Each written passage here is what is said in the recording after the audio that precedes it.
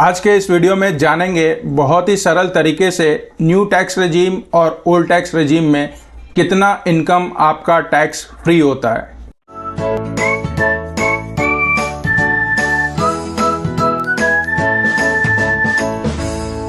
Old tax regime और new tax regime के आने के बाद ये दुविधा हम सभी को है कि कितना इनकम हमारा टैक्स फ्री होगा ओल्ड टैक्स रेजीम के अंडर में और न्यू टैक्स रेजीम के अंडर में।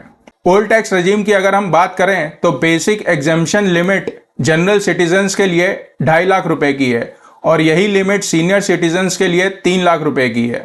पर क्योंकि हमें 87A के अंडर में रिबेट मिलता है तो जनरल सिटीजन और सीनियर सिटीजन के लिए जो एग्जेम्पशन की लिमिट हो जाती है वो 5 लाख रुपए की हो जाती है। यानी 5 लाख रुपए तक आपको कोई भी टैक्स नहीं देना होता है अगर आप ओल्ड टैक्स रेजीम के अंडर में अपना इनकम टैक्स रिटर्न फाइल करते हैं तब। अब अगर हम न्यू टैक्स रेजीम की बात करें तो न्यू टैक्स रेजीम के अंदर में 7 लाख रुपए तक जनरल सिटीजन और सीनियर सिटीजन दोनों को ही कोई टैक्स भरने की जरूरत नहीं पड़ती है। अब हम ओल्ड टैक्स रेजीम को थोड़ा डिटेल में समझने की कोशिश करते हैं। मान लीजिए कोई सैलरीड एम्प्लॉय है, उसका 5 लाख रुपए तक इनकम पे कोई भी टैक्स नहीं लगता ओल्ड टैक्स रेजीम के अंडर में। पर क्योंकि ओल्ड टैक्स रेजीम के अंदर में आपको कुछ और डिडक्शंस भी मिलते हैं, जैसे आपको 2 लाख रुपए का हाउसिंग लोन का इंटरेस्ट पे छूट भी मिलता है। इसके अलावा सेक्शन 80C के अंडर में आपको 1.5 लाख रुपए का डिडक्शन और मिलता है।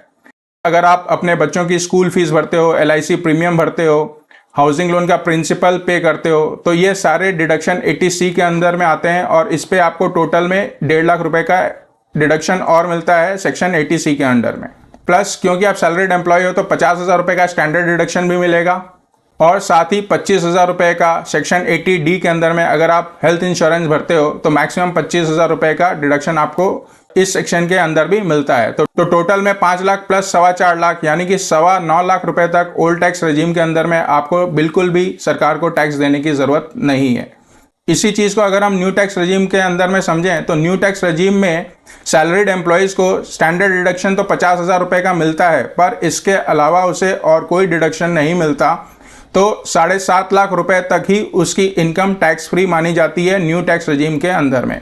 अब दोस्तों ये सारी बातें एप्लीकेबल होती हैं फाइनेंशियल ईयर 23-24 के लिए, यानी असेसमेंट ईयर 24-25 में जब आप अपना रिटर्न भरोगे तो ये सारे क्लॉजेज आपके लिए एप्लीकेबल होंगे। इस साल अभी जो हम रिटर्न फाइल करेंगे वो हम असेसमेंट ईयर 23-24 के लिए करेंगे।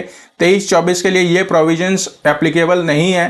23-24 के लिए जैसे आपने पिछली बार अपना इनकम टैक्स रिटर्न भरा था सेम उसी तरीके से आपको अपना इनकम टैक्स रिटर्न भरना है। तो फ्रेंड्स, अगर आपकी कोई क्वेरी है तो कमेंट सेक्शन में अपनी क्वेरी क्यों डालिए और हम कोशिश करके जल्द से जल्द उसका रिप्लाई करेंगे और आपकी दुविधा को सॉल्व करने की कोशिश करेंगे।